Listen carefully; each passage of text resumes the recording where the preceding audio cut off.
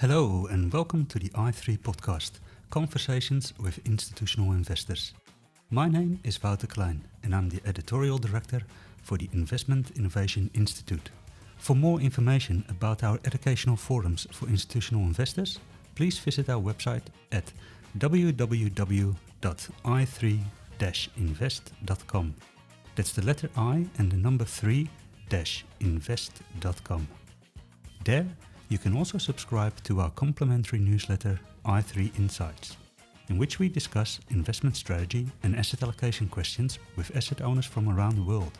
Now, as you all know, we love our disclaimers in this industry, so here's ours.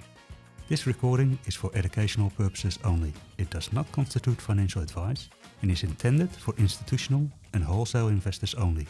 Please enjoy the show.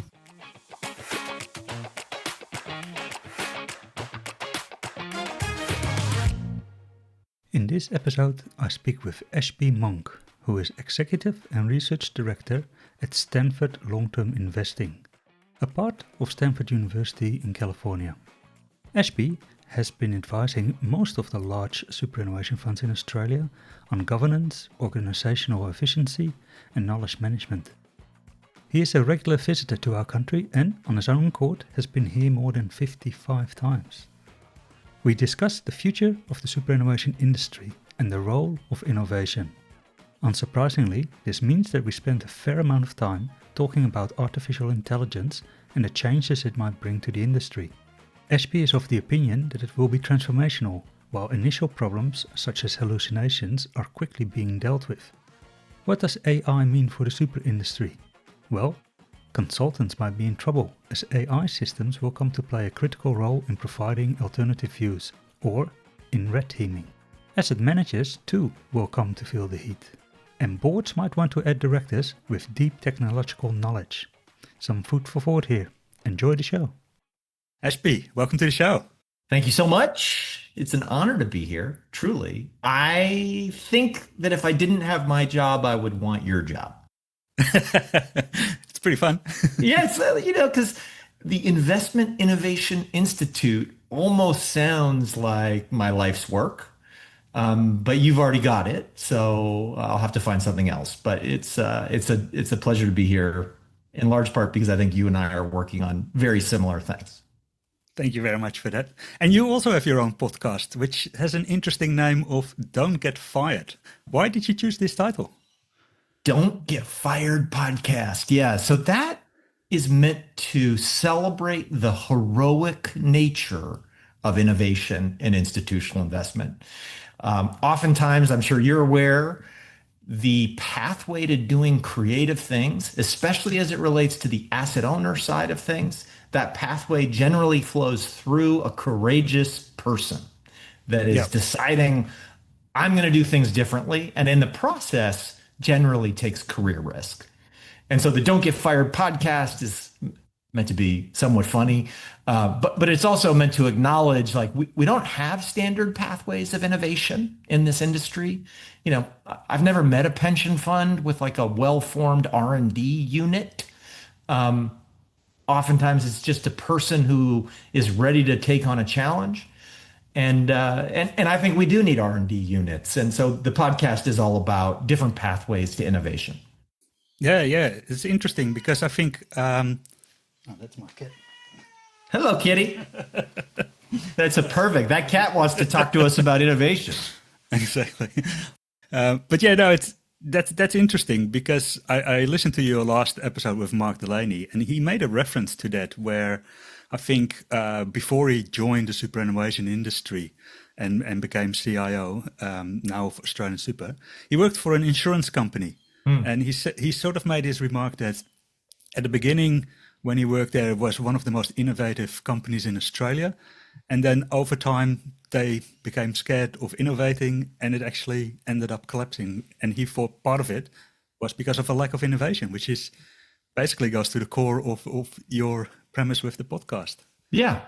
I mean, every long-lived organization faces this challenge around how much to exploit and how much to explore. So you exploit the assets you have to generate performance, and then you also have to explore in order to go out and find new things to exploit in the future. And there's a balance. And I think it was the winner's curse or the winner's dilemma, maybe, um, where those organizations that are very successful often end up in a pattern of exploitation, and then that ultimately sows the seeds of their demise. Those organizations that go on for generations, so these family-owned companies that, go hundreds of years into the future, they build very deliberate innovation practices. And the funds that you and I study, these are funds that have stakeholders rather than shareholders. We know these funds are going to live for centuries. Obviously many of the super funds are fairly new on that time scale, but university endowments, sovereign funds, et cetera, they're looking out 100 years into the future. Those organizations are going to have to balance that exploitation, exploration dilemma. And I'm not sure most of them are ready for that. Yeah, it's sort of a fine balance between sticking with a winning formula and doing enough innovation to stay relevant, I suppose. And you're right, the super funds are relatively young, so maybe they are a bit scared to, do too much innovation and mess it up. But yeah, it's a developing industry. But one of the things that I thought was quite interesting when you spoke to Mark is that you mentioned you've known him for 13 or 14 years. Yeah. And I know you have been advising a number of funds here in Australia, but your interaction with the funds goes back quite some time. How did you first get involved with the Australian funds? Well, my mentor, my academic mentor is a guy named Professor Gordon Clark, who is Australian, who I think you probably know, Gordon. I think he still comes down to Melbourne once a year for a month. He might even teach a class at Monash, one or two classes every year. And really, he was the one who introduced me to the Australian superannuation industry. And as somebody, obviously very interested in the future of pensions, you can't help but be blown away by what's happening in Australia. So I would argue the accumulation side of the equation is basically solved in Australia. Now, the deaccumulation, the retirement side of things, there's still some challenges and people are working on those challenges. But the superannuation industry, by and large, feels like the future for the rest of the world. Defined contribution, so you're not taking that longevity risk. Pooled, so you're getting the best asset management, the lowest cost. And then also there's the regulatory aspects where, you have to contribute. So there's that mandate. And so that combination of everybody contributing, professional management, and really getting this accumulation running puts Australia in a very rare community in the world where it feels like you got your pensions organized. The Canadians seem pretty good, but those are mostly DB plans. And so we all wonder what happens when the nanobots get injected and we live for 200 years. How are we going to manage that? They would tell you that they can manage that through maybe renegotiation. But in the Australian case, you won't have to. People are just going to have to work for longer because there won't be as much money there. And so, obviously, I'm talking like a true Stanford engineer. People are going to live forever with nanobots, but really, politicians everywhere are trying to figure out how to manage the unfunded liabilities for old age retirement security. And so you have that there. And so I know this is a long-winded answer, but going back 14 years, I was introduced to the Australian super folks, and really, as sad as this is to say out loud, I think I've been back 55 times. Wow. I owe a lot of trees to the world. I got to plant some trees, but that's largely because I've seen Australia as the future of pensions. Yeah, yeah, it's an interesting system because my background is Dutch, so I grew up in defined benefit schemes as well. And I know that my dad retired in his late 50s with 70% of There his you go. last earned wage for the rest of his life. So that's not really working if you And is he still going? live to 100. He's still going. He's still There there. you He's go. 83 now. So Yeah, it's yeah, yeah. pretty great if So, you can but get it. Yeah, although it did require along the way some adjustments. Like they did realize at one stage it wasn't affordable, so they had to make some adjustments as well to the benefit formula. But One yeah, thought, just one yes, thought while we're on the Australian uniqueness, because I think, people in Australia don't quite understand how cool it is. The member first culture, the uh, it may frustrate you as a superannuation fund that your members can stand up and leave and go to a different superannuation fund. But it also means when you're talking to your board of directors and you're saying, we need to do this innovative thing, it's for the member, the board listens. When you go to a fund that has a monopoly over their asset base, over their membership, they don't necessarily have to listen to that. And so, the Australian superannuation industry is not only the future, but it's the most innovative. It's in competition with each other. And there's been some deviations recently where there's the My Super, there's the different benchmarks that feel like maybe they are making the innovation less palatable. But yeah. compared to the rest of the world, the Australian industry feels dynamic and in constant renewal. Yeah. Yeah, it's interesting to see where that will go with especially the performance test, because I think the main reason behind it was to force some of the smaller funds to merge. But we're almost getting there. So is that still going to be relevant going forward? Because as you Good said, question. there are some restrictions to what it put in place with tracking error and peer awareness. So yeah, that will be interesting to see whether that gets solved or not. And if it's solved, does it just put you like, let's say peer awareness becomes a, in quotes, problem? Doesn't that just make you the same as the American endowments that stare at each other all day long or the Canadian pensions? Like, Yeah, to by agree. the way, like this right now in the rest of the world is an industry that 100% herds. The way best practices are communicated in this industry, I'll remind you, like there is no professional school of investing in the world. It's an apprenticeship. The way best practice gets communicated is by peer imitation. Follow the leader. And so right now, Australia is becoming the leader in many domains. And then the question I think you and I are asking is how do we keep that innovation going so that you're not Yeah. just exploiting the assets you've developed over the last 10 years, you're continuing to explore. But most of the other funds are exploiting. Like the Yale model's everywhere. Yeah. But especially as well going into retirement, because as you said, I think accumulation has probably been more or less solved. Retirement hasn't, and it almost seems that some of the solutions that are also palatable to members almost have an element of defined benefit to it, where funds Aren't getting they? pooled again, and an income stream is being formed, and one that is not relying on an insurance type of arrangement. But even there, you've got organizations in Australia that are really taking retirement seriously, whether they're hiring a chief retirement officer or they're naming their new fund with the word retirement in the title, right? And so, in that sense, like I'm really excited about this future of mass customized deaccumulation. I know that's a mouthful, but you can imagine technology enabling people to communicate scenarios, goals, health status, things like that, and start to build portfolios that meet your retirees where they are. Well, of course, managing the downside risks that come with living much longer than you expected.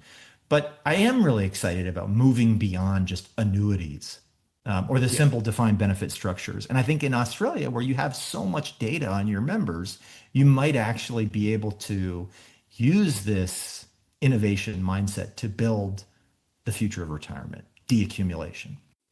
And that sort of ties in with what I wanted to talk to you about as well with long-term investing, because these are problems that have a very long-term horizon, and sometimes we do get a little bit stuck in what's the next quarter of earnings, is this manager under or outperforming, but there's some fundamental questions that lie beneath a successful pension system. And basically, I was talking in a previous podcast to Eduard van Gelderen, who has been sometimes your Yeah. collaborator on some Co-author. papers. Sure. And he's now involved with FCLT, focusing capital on the long term. And so I thought this might be a nice extension of that concept because Are we in competition with FCLT at I3? If I'm here as your representative, do you see that as, your competition, or are they part of the now family? we're all friends, aren't we? We're all friends. But I thought it was interesting because it ties back into some of your ideas that you put in a paper around investor identity, which I think has also been part of your work with some of the Australian funds here. On basically not so much identity as, what do we stand for, but more what can we do? What is our operational capabilities? What is our skill? And I sort of was amused by the fact that you describe it in the sense of how you put a chocolate chip cookie together, which my daughters love. So I see a lot of that. And it's sort of this idea of how do you cook up your own risk-adjusted return? Yeah. To stay with that analogy, is that where you think the secret sauce is? So the secret sauce is in understanding your own advantages, weaknesses, and goals. So that's the first thing to just throw out there. The identity was meant to say, after traveling the world for 20 years and consulting, but then also writing books and papers, this realization that first, most of academia is not paying attention. So we've got 10,000 business schools. Wow. The last I checked, there's no professional schools of investing in the world. But to understand how CalPERS or ADIA or Future Fund or New Zealand Superannuation Fund, how they make decisions and operate and optimize for their stakeholders, it's not necessarily the kind of thing you learn in a business school. Singapore's GIC, the G stands for government. And so in many cases, you really need to understand how you operate inside government. And so all of this is to say, we didn't have models of investment management, and I mean that as from an academic model perspective, to allow people to understand, hey, this is how I should run my fund. Again, the role of models like the Canadian model, the Yale model, the Australian model, the Norwegian model, the Dutch model, these were ways to be inspired. But there's nothing that says the Canadian model should or needs to be implemented in Australia, right? The Canadian model is a defined benefit model, a crown corporation model. The Australian model might be an industry fund model and a defined contribution model. And so understanding those details are critically important. And so we wrote this paper about the investor identity, which has a thumbprint in the middle, fingerprint, ultimately to say, yeah, we may produce returns with the same core ingredients, but there is no chocolate chip cookie that is the same, perfectly the same from kitchen to kitchen. From batch to batch, frankly, no chocolate chip cookie is the same. And so acknowledging that broad differentiation and that your people are going to be different if you're in Juneau, Alaska, or if you're in Abu Dhabi. Your culture will be different if you're a member-driven fund sitting in Melbourne, or you're a public pension plan in Iowa. Your technology will be profoundly different if you're sitting in Silicon Valley versus sitting, I don't know, in Oslo. These are the things we wanted to at least acknowledge. And so the identity is meant to be an irreducible model of the inputs and enablers that long-term investors use to drive return. And I can talk you through them, but ultimately it was really meant to be a model that allowed boards of directors, CEOs, heads of strategy, heads of asset allocation to begin to think about, this is our organization. These are the inputs we have. Here's what's good. Here's what's bad. Here's an asset allocation or an implementation we can pursue and have high conviction that will outperform. Yeah, I'll put a link for the paper so people can go really in the weeds. But I thought what was quite interesting as well, that you gave some practical examples of how this model can be applied to investors and to their long-term strategy. And one of them looked at private markets. and they decided that maybe they needed to have more exposure to private markets. And then when they actually went through the exercise of what is our capability, what is the expertise of the people we have, that they found some gaps in technology and expertise that they realized they had to plug first before they could, spend the money. And that's I quite like the fact that it's a very practical framework as well, where it's not just people in a boardroom talking about great thoughts, but actually still doing the same thing that they'd always done. There are some practical implications of this, and you also describe that within the core ingredients there are ways to improve it. And you give three high-level elements there: governance, culture, technology. And I wanted to pick out one of them because I think culture is sometimes not always well defined.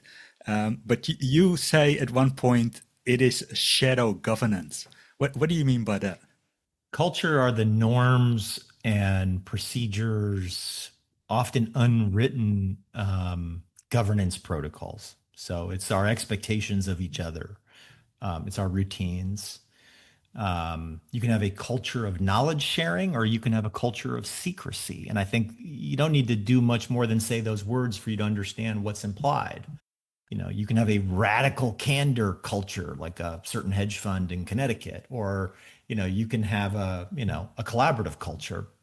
All of these things imply something about process, information flows, recruiting and retention of talent. And so it sits atop the key inputs and helps you drive better investment decisions. I mean, that's assuming you have good culture, effective culture. I've seen many times where the culture is not effective. And understanding that you need to improve your culture is actually really important. Calling it out for people and saying, look, this isn't a constructive culture that you're creating here, that's also actually a valuable part of the process in understanding your identity and your strengths and weaknesses. And how do you think how malleable is that culture? Because we talked a little bit about the nature of a large part of the Australian pension system, where they come from a background of not-for-profit or profit to members. That's already like a vastly different starting point than when you look at commercial asset management firms. Can you change a bad culture, or is it just tinkering at the edges?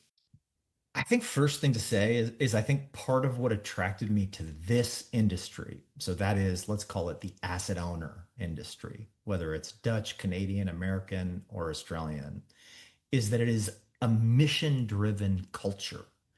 Most of the people inside these funds are there because they believe in the mission and they are willing to forsake some compensation, usually, but some corporate benefit in pursuit of this higher purpose. What a cool job. And oh, by the way, like you can be paid pretty well, and like it's a really fascinating job where you're constantly learning, on and on and on. But at the core, we're mission driven in this industry. We're trying to protect nation states through sovereign funds, retirement security through pension funds, on and on and on. So I love that aspect to it. And it does take a huge amount of time and effort to build that type of mission driven culture inside a commercial enterprise. And they're constantly trying, right? Like, this is partly why here in Silicon Valley, people are always changing the world, with their search algorithm or their, whatever is the new cryptocurrency. They're going to change the world. They're trying to tap into that mission driven culture. And in our industry, we have it. And so protecting it, nurturing it, using it for the recruitment and retention of people, using it to guide that decision making, beyond our own tenure at an organization is really important and valuable. Like, think about making decisions for the benefit of members long after you've stopped working there.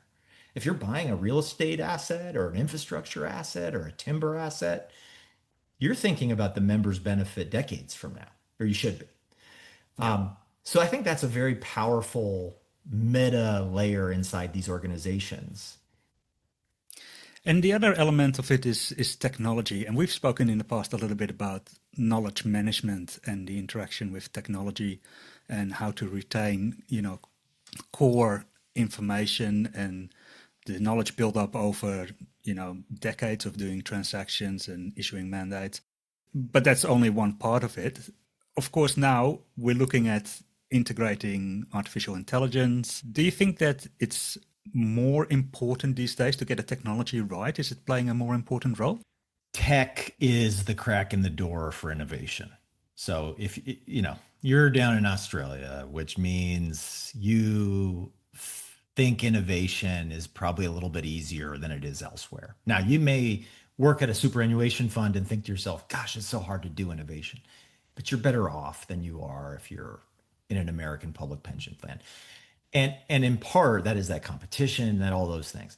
But wherever you are, okay, technology is changing so quickly that boards of directors are asking their C-level executives, what are we doing about this? It's becoming a crisis. And I know that most big organizations wait for crises to drive huge change, whether it's moving from a product-based asset allocation to a risk-based asset allocation, or strategic asset allocation to dynamic asset allocation. These are usually in response to crises. Well, the AI boom, and it may have a bust because we're seeing some pretty wild valuations and a lot of capital flowing into the space right now. I saw today some wild Yes. news. But everybody acknowledges that our industry is, in particular, our industry is going to be transformed. Anybody that's using a spreadsheet listening to this, if you have a spreadsheet as part of your core day to day, that's probably going to go away in the next 10 years.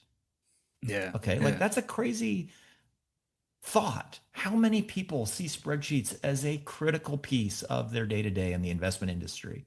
Fine. Maybe it's 20 years, but 20 years from now, if you're writing in spreadsheets, you're doing so, because you're ironic, like people typing on typewriters today. You're doing it because you think it's cool, like listening to record players, you know? That is cool, by the way. That is cool. I agree with you. It is cool. I love the vinyl, but you're doing it because it's like fun. It's old timey. Yeah. AI will connect to your PDFs, your email, your Word documents, extract the data you need, clean it, ingest it, and even better, overlay it on top of other data sets. So you start to get a rich sense of what you own. And then this is just getting the data organized. Now that the data is organized and in a dashboard, you're having these epiphanies about it. Oh, I didn't think I owned that there in that structure. Can you model it? Ooh, modeling into the future, new knowledge, new intelligence. And then you start opening up new markets, investing in nature as an asset class, investing in compute as an asset class. And, there's new things that will start to emerge out of this that are really exciting. Outer space, people are going to be investing in. Yeah. I think I've seen some startups on mining in outer space, which is quite interesting. Yeah, yeah, But coming back to sort of the AI bit, and we've spoken a little bit before about the role that AI can play in knowledge management, and I think this was around the time that GPT-3 came out, and there was that's this right. example with Morgan Stanley that applied it in his wealth management. And I asked you whether this was the tool that we all had been waiting for to now, properly manage our knowledge. And I remember you gave this illustration of, well, almost, because you asked it to write your resume based on information that you gave it. And then it came up with a resume that basically said included universities that you never went to, papers you never True. written, but all Yeah. sounded plausible. Yeah. And do you think we've moved on from that? Is it more reliable for organizations to actually Oh, work with yeah. the outcomes?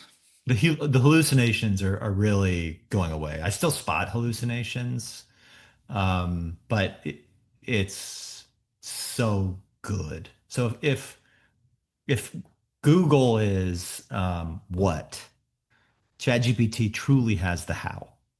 Okay, Hmm. so like that, just that's a very simple way of thinking about what the GPTs are going to deliver you. How, and like right now, and so in that sense. I think we're in this map quest moment. For those of you that are old like me, you grew up with paper maps, and then once paper maps were going away, you ended up with this platform called MapQuest, where you would literally go in and you would prompt the system to say, "Imagine I was here and I needed to go there. Write me directions." And it would write them point by point, and you would print these things out, and you would literally get in your car with printouts from MapQuest, and you would go point by point, and occasionally it would be wrong. You'd be like, "Oh crap, there's construction here. What do we do?" And you'd have to figure it out. ChatGPT to me feels like an incredible MapQuest style prompt. "Hey, my neck hurts. Can you teach me how to diagnose my thing?" And it will give you point by point diagnostics. You still need to do it yourself. And so, in that sense, we haven't quite taken that intelligence layer. We're kind of at the artificial knowledge layer where it's delivering you the knowledge, but then it's up to you to decide how you apply it. AI will be when you say, I need to figure out if I have a bulging disc in my neck or if I just have a sore tendon, as an example. And the AI goes into your watch and it can see your gait and it can, pull the readings off your phone and immediately tell you that, based on your earbud readings from your ear, that it's a disc. That's AI. Yeah. AK is here's how you go and figure it out on your own. So I think we're close to like the true AI moment, but not quite there. But like it's around the corner. Yeah. I, It feels I, very close. yeah, like it's very close. And like I think like an easy way to see the power is to use AI as a red team. So you're making your decision, you've got your own process, your own people, your own information, your own risk management, and you've got this AI system, and everybody should have a budget for whatever system this is, where you're experimenting and learning, and you're asking it to replicate what your current analysts are doing. And just see like what are you missing? You know, ask the AI to run this memo through your system and point out what's missing. What are the things that we should be asking? And then have your investment committee ask that when the person is presenting the memo. Those are the easy ways to start to use AI. And in doing that, you will start to understand where it's hallucinating, where it, is going wrong, and how to apply this artificial knowledge, which is what we're getting. You Yeah. will also start to prep yourself for the era of AI, not just the AK, where it is now able to turn the plane for you, like a true co-pilot, where the pilot is sitting there and the plane is flying itself. Sounds a bit like an asset consultant. Are they in trouble? Oh boy. Um, I think so. Or maybe this is just a third voice. or maybe they're gonna be they're going fast towards AI. Who knows? But I mean, if you think about like the headlines about McKinsey or any of these consulting businesses, like they're in trouble. The moat here is the data, the information, the knowledge. And so if you have these walled gardens of data, then you're probably safe for a little while. And I do think that's where the consultants have a moat. They have the historical data, they have the fund performance. Um, they haven't really made use of it in the way that I think we're talking about. So they themselves will need to use AI to ingest every single report they've ever done, every transcript, every call, and they'll begin to formulate their own LLMs slash ontologies, GPTs that are providing these insights. But yeah, I think anybody that's in the business of advice, even Mm. me as an academic, you could probably go into ChatGPT and say, how would Ashby respond to this idea? And you probably get a pretty decent response because I've written 8 books and 180 papers, which are definitely in there. Yeah, yeah. Yeah, that's interesting because I was recently talking to Sue Brake, former CIO of Future I Fund. like Sue. She's now involved with an AI company called Dragonfly, Oh, and what part of what they do there is basically creating expert personalities. using AI, feeding all the data in it, and then almost questioning it like an interview. So the example that I gave is that they try to understand the perspective of a mega Trump person. And Fascinating. so they build this model and then try to ask it questions in how somebody like that would look at economic, financial questions. That's one example, but they can build a whole bunch of personalities. But it sounds a bit like that. Maybe they can build an Ashby personality. Or maybe I should ask them Won't not people to be do that. shocked when we tell them that this isn't actually Ashby? This is Ashby's robot on this podcast right now. I would be in trouble then. No, this is really me. But I do hear stories of investors wearing, lapel mics, and they're trying to capture as much of their audio because they've got this in their mind magic that they want to bottle. Yeah, And yeah, it is super wild the moment we're in. I mean, yeah. I just marvel that we get to live in this moment where, yeah, this industry is about to be transformed. It is pretty And interesting. and if you're an asset owner, you have a mandate to be there for it. If you're an Yeah. asset manager, you don't. Isn't that Why not? interesting? Nothing says the companies are going to stay forever. You know, like the big asset managers we can all think of right now, their existence is threatened right now. Mm. Australian Super, ART, Aware, like they're going to be there. They have stakeholders. They're not Yeah. shareholders. And so it is a really wild moment for me to think about what does this entire industry look like 24 years from now? Just put Mm. sometimes I put a very precise number on these things to help clarify, like, okay, my kids are in their, late 30s, and what is the world like? Well, pension funds, do they have global offices anymore? I don't know. Do they? It seems that most Australian funds are building global offices Well, at I the moment. know. And I might have even helped with some of that. You To know? go into that, I think you advised most of the top eight Australian pension funds. If you look at sort of those high level areas, governance, technology, culture, um, what do they need the most help with? Where they pull you in? Oh, they need so little help compared to like the typical county pension plan in America. I mean, it's like, um, you know how like coaches pay, they coach the people who are the best the most. Have you heard like this? Mm. It's like I'm trying to create global role models. And it happens that in Australia, you have about eight that could be global role models. Yeah. Truly, like in the way that the Canadians were in the knots, every one of those funds that you're thinking about right now, they're taking a slightly different perspective. Some care more about impact, some care about insourcing, some care about being the world's best partner to the world's best managers. Some have the built environment. So, on and on and on. There's really interesting things happening in that geography. And so when they come to me, usually it's about, hey, we're trying to do something better. We'd like to do X. And then where I can offer some information is here's the organizational gaps you have today that might inhibit your ability to be successful at that thing.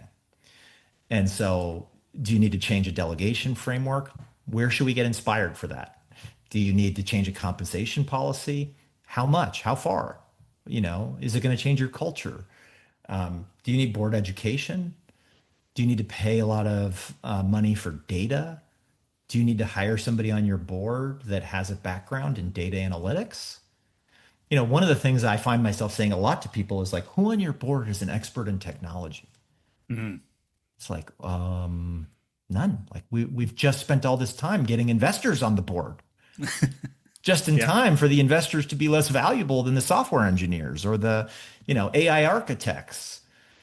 And some of these funds are spending meaningful dollars on their tech stack. And so, you know, um, that's an area where I might help. That's quite interesting because getting tech savvy people on board might be not as easy as just finding somebody with the right background because highly trained, highly technical people do not necessarily are the people that take a step back, look at a broader picture as a board member. Have you seen it done well? It's a challenging question, my friend. That's what Um, we're here for. I know, I know. It's like but if I say no to that, I just threw everybody I know under the bus.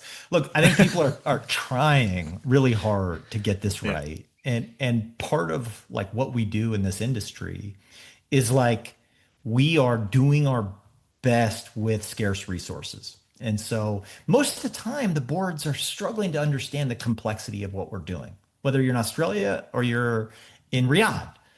These organizations are investing huge quantities of money through very sophisticated vehicles with a huge tech overlay. It's all changing right now. And so it's hard. I do think these pension funds need safe spaces to learn from each other, which is why I think what you're doing is so important. Mm. Again, like just, I mean, obviously, like I'm here talking, but other people here talking about what they're experiencing and doing and learning. This is the pathway to avoiding big problems, big mistakes. But it's also about co-opting each other's legitimacy. So just me saying right now, hey, every board of directors on a pension fund really needs at least one person with a skill set around data, tech, and not just like IT. This isn't Yeah. about putting Norton antivirus onto an iPad. This is about making a plan for data governance, data management, data cleaning, all of this stuff. I think just saying that on a podcast, people are like, oh gosh, maybe we do need that. And what was the question? I know I had to dodge it, but did I I'll successfully let you dodge dodge it? it. I'll let you dodge it. So coming back to the interview that you did with Mark Delaney, he spoke a little bit about resistance to change and Mm. the obstacle that can form to innovation. When you go into these funds, do you find a lot of resistance to your ideas? What are sort of the main things that they push back on?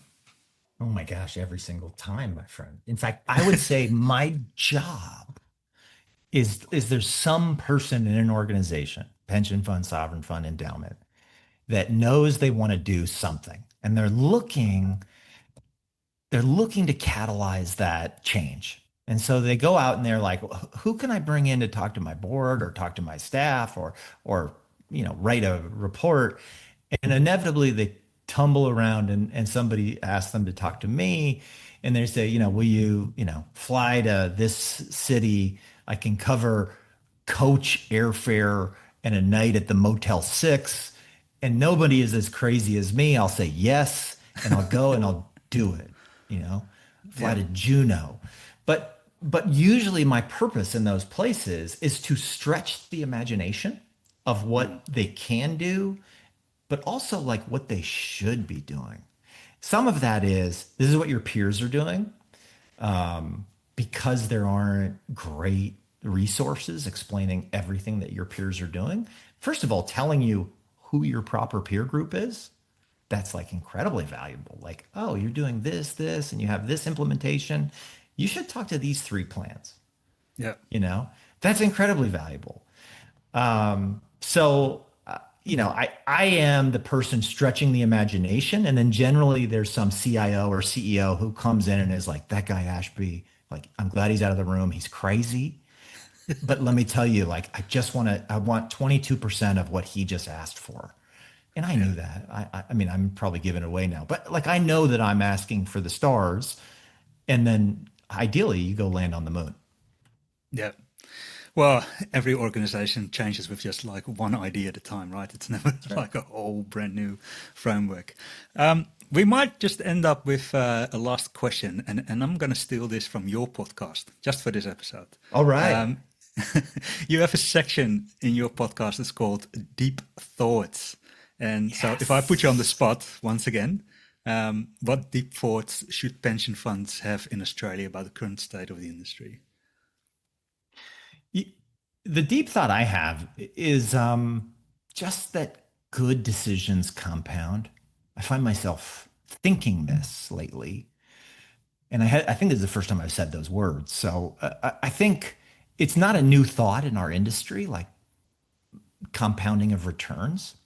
But I do think if you just take a second and think, hey, every decision we make, whether it's to internalize an asset, hire a great lawyer, bring in a new data provider, if they're well executed decisions, those decisions compound on each other. Hey, we've got a great lawyer and we've got a great data set. Can we bring in a new analytics provider? And that lawyer will think creatively about AI on top of that data set. And now you've got AI on top of a data set. You might say, do we still need to pay that overlay manager all that we're paying?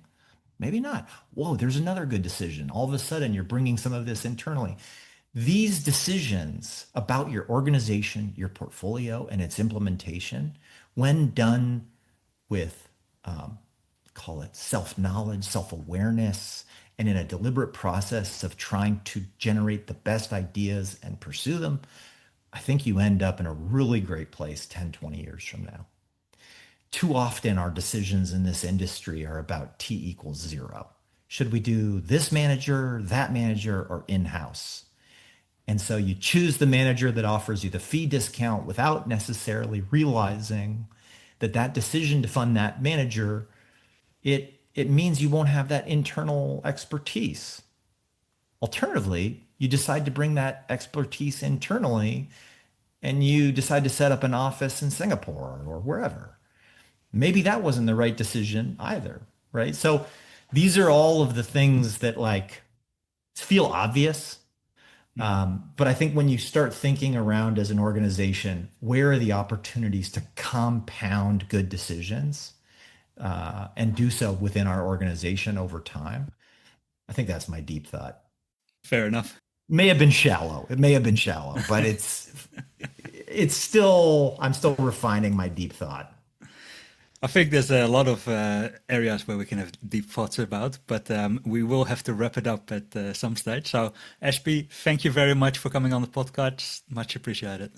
Oh, I love coming on here. Thank you for having me. Anytime.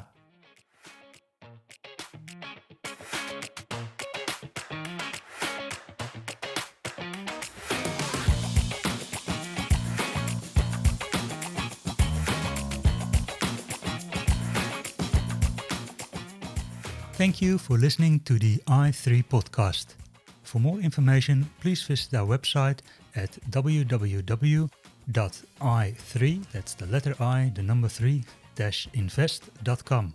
And don't forget to like, subscribe and review. Thank you very much.